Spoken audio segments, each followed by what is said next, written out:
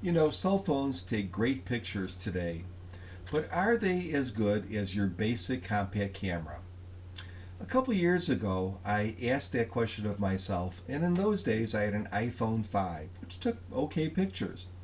But the iPhone 5 was plagued by not doing so well in bad light, and although when it was under the right conditions the pictures looked quite good, I thought they were still slightly flat compared to a typical compact camera. Probably because the sensor was just a little bit smaller and didn't have as much dynamic range.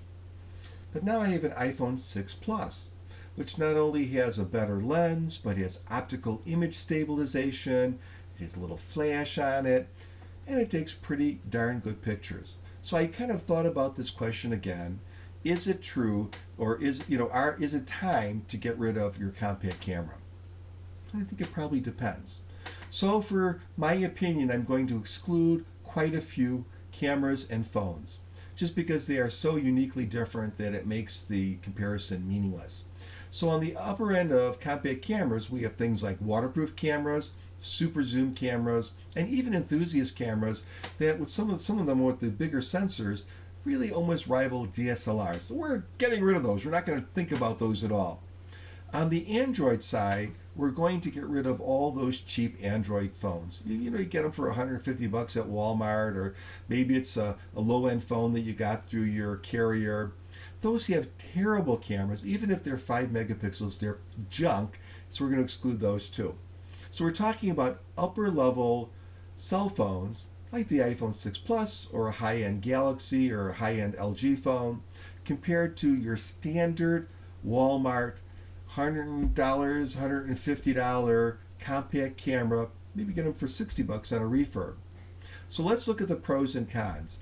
So at this point, in many instances, I think that the quality of a photo from a good cell phone is pretty much on par with your typical compact camera. So on image quality, they're equivalent. So what advantages does the cell phone have? Well, you've already paid for it, so you don't have to buy another compact camera, right? It's with you all the time.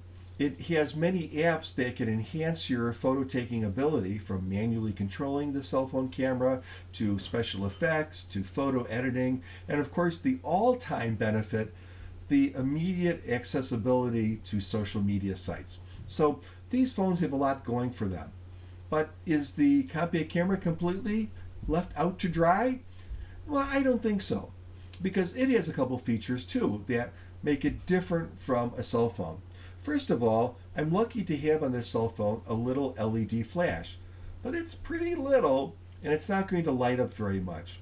So a compact camera has a relatively, it's still a tiny flash, but a relatively much bigger flash.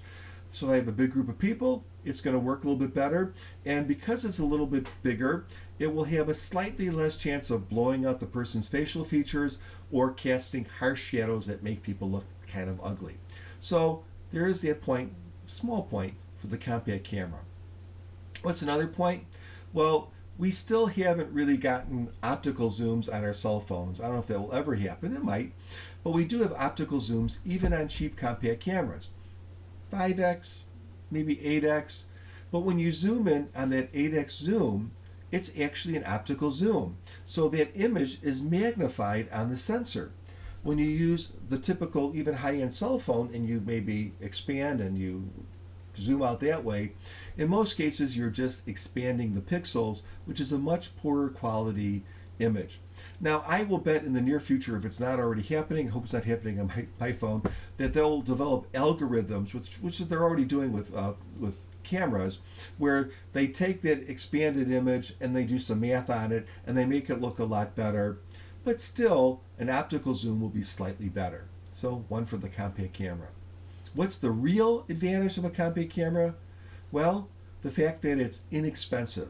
So if I take this phone, I don't know what I paid for it, but I know it was over $600, right?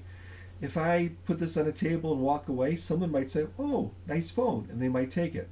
Probably less so with the compact camera, which doesn't have a perceived great value anymore. If my kid wants to go to a party and they say, Dad, can I use your cell phone because it takes better pictures? I said, well, take the compact camera. And if something happens to that compact camera, Well, it's not the end of the world. I know everyone should be responsible, but it's not the end of the world. And in fact, we actually have a compact camera around here that's very well used. It's many years old, probably 3 years old at this point. But my wife likes it because it's so simple to use, and my kids like it because it's very simple to use, and also because they can take it with them and they're not freaking out that I'm going to get mad at them because they wrecked my phone. So, those are some definite advantages to a compact camera, and there's one more. Well, we know, or I know, that these expensive cell phones take great pictures, but not everyone has an expensive cell phone. A lot of people have, most people have smartphones now, but a lot of people are using those inexpensive Android phones, not the top end ones, which take great pictures, but the inexpensive ones. They take terrible pictures, and they're going to get a much, much better experience using a compact camera rather than using their cheap cell phone's camera. So that's a big difference too. So is it over for the compact camera in its traditional form, not those specialty forms? I don't think quite yet. But the gap is getting closer and closer. The cell phones are taking a lead because they do all these really neat things. But the big thing that's going to keep me interested in compact cameras, frankly, is the price.